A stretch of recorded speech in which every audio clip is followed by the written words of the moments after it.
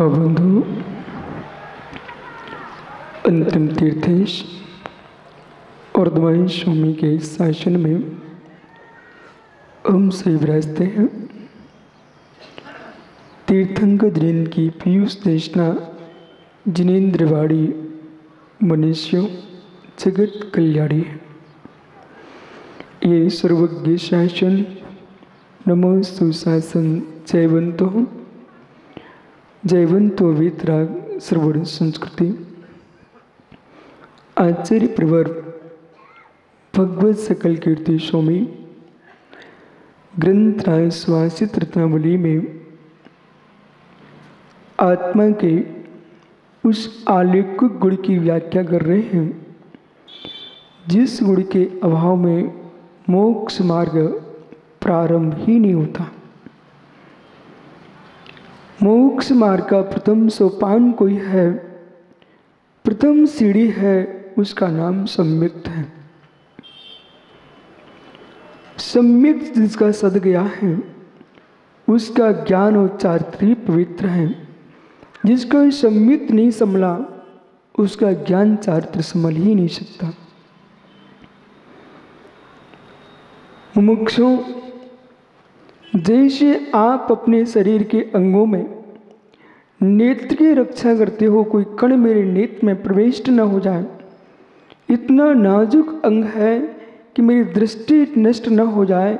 ज्ञानियों, यदि नेत्र की दृष्टिहीन होती है तो मात्र शरीर का ही अंग भंग होगा, परंतु श्रद्धा की दृष्टि भंग होती है तो मोक्ष मार्ग भंग होता है। एक पर्याय तुम्हारे अंधेपन में जाएगी यदि नेत्र भंग होता है, लेकिन सम्यक की आंख नष्ट हो गई तो अनंत भव तुम्हारे संसार में रुलने के लिए तैयार होना पड़ेगा। जगत की रक्षा बाद में है, पहले अपने सम्यक की रक्षा है। श्रद्धा गुण महान है, आस्था महान है। किसी भी क्षेत्र में प्रवेश कर जाए, यदि श्रद्धा तुम्हारा दृढ़ नहीं है तो सफलता तुम्हारे हाथ में नहीं है। विश्व में किसी भी सफलता को स्वीकार करना है तो मित्र पहले विश्वास को लेकर चलना पड़ता है। और विश्वास जो है, परमात्मा पर जितना विश्वास है,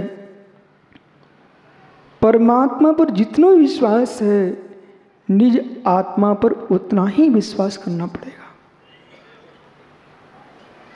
वे पूज्य हैं, परमात्मा पर्याय को प्रकट कर चुके हैं, इसलिए उन पर विश्वास करना। पर मैं परमात्मा बनने के योग्य हूं, इसलिए विश्वास करना। ज्ञानी स्वयं के प्रति भी अशुभ भाव हैं, स्वयं के प्रति भी अशुभ भाव हैं, वह भी ज्ञानी भावी भगवान का अपमान है। स्वयं के प्रति भी अशुभ भाव हैं तो ज्ञानी भावी भगवान का अपमान है। पुनः पुनः समझो कि किसी दूसरे से तुम्हारा पैर टकरा जाए तो सज्जन पुरुष होगा, उसका सम्मान सा पैर छूता, भाई क्षमा करना।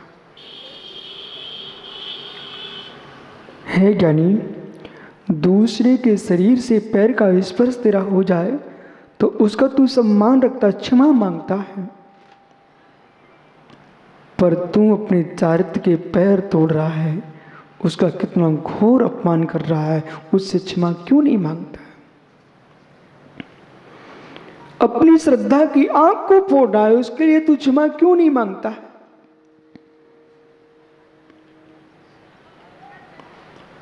चाहे हीरा तुम्हारे घर का हो, चाहे दूसरे के घर का हो, उस पर कचरा फेंकोगे तो ऊपर से धूल चपेगी, उसमें गंदा दिखेगा। है ज्ञानी, तो स्वयं में भी तो हीरा है, स्वयं में ही तो माणिक है, इसलिए अपने भावों का भी विघात मत करो, अपनी भावों का भी विघात मत करो।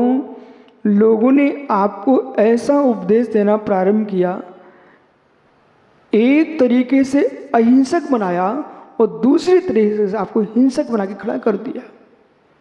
निर्मल भैया, इस बात को नोट कर लेना ज्ञानी, और अपने विवेक बुद्धि में रख करके फिर उसको निबंधित करना। मैं क्या कह रहा हूँ, हे जीव, तुझे ऐसा उपदेश दिया गया कि एक तरफ से अहिंसक बनाया गया और हिंसक बना के खड़ा कर दिया गया। समझना ध्यान से, किसी जीव का घात न हो जाए, किसी जीव का घात न हो जाए। मार्ग में चलते प्राणी की रक्षा करना, मार्ग में चलते प्राणी की रक्षा करना, ये दया शब्द का प्रयोग किया गया। पर जो जीव उसकी हिंसा करने जा रहा था, उस जीव पर तूने वार कर दिया। बोले क्यों? बोले तुमने मेरे से कहा गया इसका घात नहीं करना, आपने घात क्यों किया? ज्ञानी, तू अनुचर होके अहिंसा का पालन कर रहा था, व्रत होकर के अहिंसा का पालन कर रहा था, नौकर बन के अहिंसा का पालन कर रहा था, कि जैसा कहा उतना कर रहा है कि जो जीव जा रहे हैं उनका विघात न हो जाए। इसके राग में जो दूसरा जो उसको घात करते दिख रहा था, उसका घात तूने कर दिया। तू अहिंसक कहाँ रहा? इतना विवेक होना चाहिए था। इतनी जीवों की रक्षा की बात की जा रही है, उस स्थान पर ये भी जीव है, इनका घात नहीं होना चाहिए है, पर घात करने वाले का भी घात नहीं होना चाहिए है। यानी उनकी रक्षा करो और उसकी रक्षा करो। एक को उसके प्राणों से सुरक्षित कर दो और दूसरे को हिंसक भाव है, उस हिंसक भाव को यानी जिनेंद्र की वाणी से उसको अहिंसक बना दो। आपके व्याख्यान में, आपकी समझाने की शैली में, आपके बोलने की भाषा इतनी मधुरभूत हो जाए कि सामने वाला हिंसा करने जा रहा था, वो अहिंसा का पिंड बन के आए। मैं अहिंसक हूं, मैं अहिंसक हूं, मैं अहिंसक हूं, और सारे लोगों से घृणा प्रारंभ हो चुकी तेरी। मैं अहिंसक हूं, कोठारे जी बहुत गहरा सूत्र है। तात्पर्य समझना, जितने भारत में मध्यकाल के दार्शनिक हुए, ये लोग चिंतन करते करते कहीं ये विचलित हो गए। वो विचलित ऐसे हुए कि वर्तमान के व्याख्याता जो धर्म के रूप में उभर के आए थे, उन लोगों की प्रवृत्ति को देख करके वे लोग विचलित हो गए। बोले धर्म का स्वरूप है ही नहीं है जिसके लिए लोग खड़े हुए हैं। तात्पर्य, जब कोठारी कह रहे हैं धर्म अहिंसा, प्रोफेसर पारस कह रहा धर्म अहिंसा, जब तुम दोनों धर्म अहिंसा कह रहे हो, दोनों धर्म अहिंसा कह रहे हो, और मेरे जैसा तटस्थ पुरुष एक दार्शनिक की दृष्टि से देख रहा है कि तुम दोनों अहिंसा की बात करते हो, दोनों महावीर का ही नाम लेते हो, पर तुम दोनों ही आपस में प्रेम से रहना पसंद नहीं करते हो। तुम्हारी अहिंसा कहाँ है? तुम मानसिक हिंसा से ग्रसित हो। ये मानसिक अहिंसा तुम्हारी चल रही है, मानसिक हिंसा चल रही है, और तुम्हारे जितने भक्त हैं उन सब में नफरत भरी हुई है एक दूसरे के प्रति। तुम सब हिंसक हो। अभी तुमको पता ही नहीं है वर्धमान के शासन की, महावीर की अहिंसा, तीर्थंकरों की अहिंसा सम्यक के साथ चलती है, और सम्यक ही अहिंसा है। और जब सम्यक प्रकट हो जाएगा, हम मानसिक नफरत समाप्त हो जाएगी। सम्यक का प्रथम अंग समझ में नहीं आया, निश्चलते रहे। ओहो, अहिंसा की व्याख्या चल रही है। कोठारी कह रहा मैं अहिंसक हूँ, पारस प्रोफेसर कह रहा मैं अहिंसक हूँ। है मित्र, अहिंसक तो जनागम में उसे कहा है कि जैसे आंख में एक तनकसा जानते ना आप, जरा सा थोड़ा सा स्तोक अल्प कण भी प्रवेश कर जाए, मेरी आंखें झेल नहीं पाती। आपकी झेल लेती क्या? है मित्र, शरीर में ऐसा नाजुक अंग है ये कि किंचित भी कण चला जाए आंखें झेल नहीं पाती, सहन नहीं कर पाती है, तुरंत पानी फेंकना प्रारंभ कर देती है। जैसे मित्र आंख में कण चला जाए तो आंखें पानी फेंकना प्रारंभ कर देती है। ऐसे अहिंसक वो होता है कि विश्व में किसी भी प्राणी के प्रति किंचित मात्र भी कष्ट दिखे उसका हृदय पानी फेंकने लग जाए, उसका नाम अहिंसा है।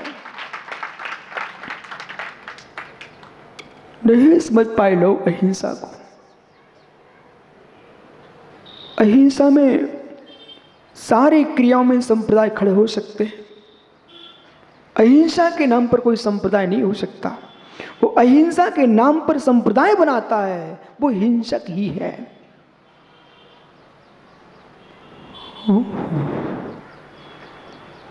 वो हिंसक ही है। आज समझ में नहीं आए, मेरे जैसे अल्प की धी की बात आपको समझ में नहीं आए तो सिमंदर स्वामी से जाके पूछ के आओ कि ये जो विशुद्ध सागर कह रहे ठीक कह रहे क्या। वो आपको समझ में आ जाए तो वहां जाने की फिर आवश्यकता भी नहीं। आप तो ये अन्वेषण करो, इसकी मार्गणा करो, अन्वेषण करो कि जब एक श्रावक कोठारी जी मेरे पास आता है, सागर का था, मध्य प्रदेश। उस श्रावक इतना सहजता में कहता है महाराज श्री, जब मैं अध्यक्ष नहीं बना था तो मैं बड़ी शांति से मंदिर आता था और जितने जिनाले में पूजा करते थे उन सब से मैं जय जिनेंद्र करता था। जितने वर्तमान में मेरी कमेटी के साथ हैं, जब मैं कमेटी में था ही नहीं तब ये सब मेरे मित्र थे। स्वामी मैं 1 घंटे समय करता था, 2 घंटे स्वाध्याय करता था। जब से अध्यक्ष बना हूं सामायिक का तो पता ही नहीं चल रहा है, क्योंकि 24 घंटे वो ही सोचना पड़ता है। और जिनाले जब मैं आता था तो 3 लोग के नात मुझे घर से ही दिखना प्रारंभ हो जाते थे, और जब से मैं अध्यक्ष बना हूं तो मंदिर का कचरा दिखना प्रारंभ हो चुका है। पुलिस सफाई हुई कि नहीं हुई है? हो। और जो लोग मेरे दूसरे पक्ष में खड़े हुए थे वे जब मेरे सामने आते हैं तो उनमें मुझे शत्रु दिखने लगते हैं कि मेरे विरोध में खड़े थे। ओहो, वो हम दोनों आंखों से आंखें नहीं मिला पा रहे स्वामी। उनका ज्ञानी, कम से कम तू इतना अच्छा, तुझे समझ में जल्दी आ गया। फिर भी जीव प्रवचन सुन रहा था, वो मोरा जी में प्रवचन सुन रहा था, तब हमसे ऐसा कह रहा था कि महाराज जी आंखें खुल गईं। मैंने कहा मित्र, आंखें यही खुली हैं, ये की खुल जाए, हृदय की खुल जाए तो तू अपने आप में, जब तुझे लग ही रहा है किसी धर्म ध्यान मेरा छूट गया है तो ऐसे पद को यूं फेंक दो, मुझे वो पद चाहिए जिस पद से कभी उतरना नहीं पड़ता है।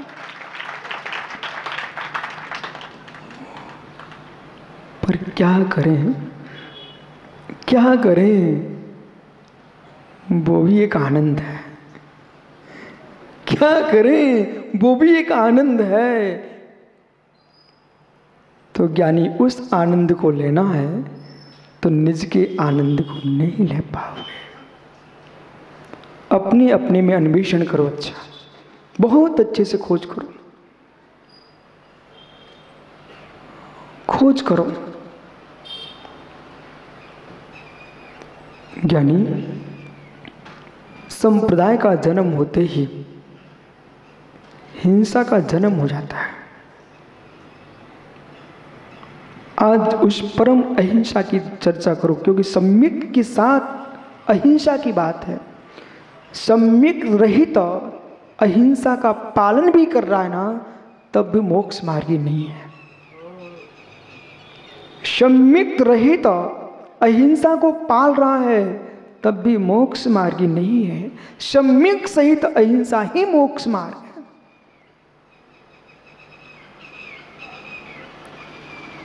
भद्र मित्र दृष्टि जीव भी जीवों पर करुणा करता है, उसे करना चाहिए, अच्छी बात है। दुर्गति से तो बचेगा फिर भी, लेकिन मोक्ष मार्गी तभी होगा जब सम्यक दर्शन होगा।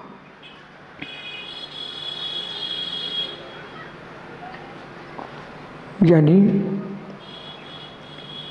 मैं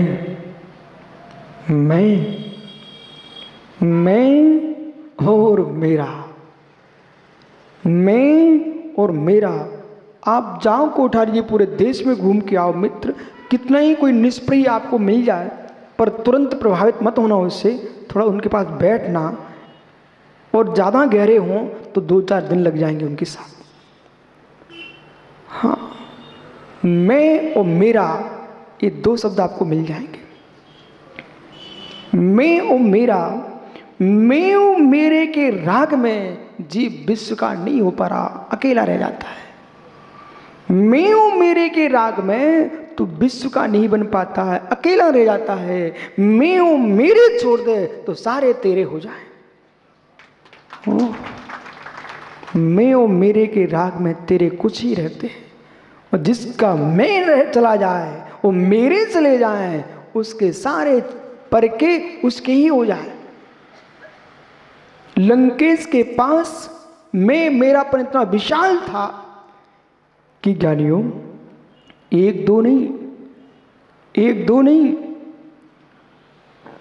जिसके यहाँ 1 लाख पूत 1.25 लाख नाथी, 1 लाख पुत्र हूँ 1.25 लाख नाती हूँ, ओहो उसके घर दिया न बाती। सबके दिन एक से लुहाड़िया जी नहीं होते, सबके दिन एक से नहीं होते। इतना वैभव। जब श्री राम जंगल गए थे तो मात्र 3 ही थे। श्री राम जंगल गए थे तो कितने थे भैया चौधरी जी? मात्र 3 थे, जानकी राम लक्ष्मण। सुरेश गदिया जब अवधपुरी में लौट के आए थे तो कितने सारे लोग थे।